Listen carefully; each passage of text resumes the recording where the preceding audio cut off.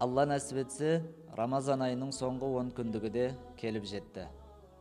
Рамазан айының соңғы 10 күндігі келгенде, пайғамбарымыз саллаллаху алейхи уәсәлләм қандай амал жасайтынын Айша анамыз былайша баяндайды. Ан Аишата радияллаху анха қалат: كان النبي صلى الله عليه وسلم إذا دخل العشر شد مئزاره وأحيا ليله وأيقظ أهله. رواه البخاري.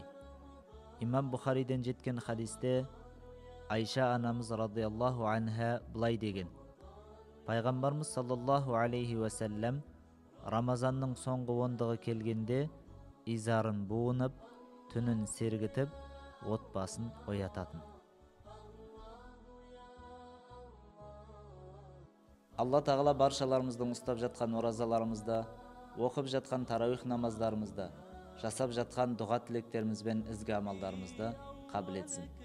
Рамазан мұбарак болсын.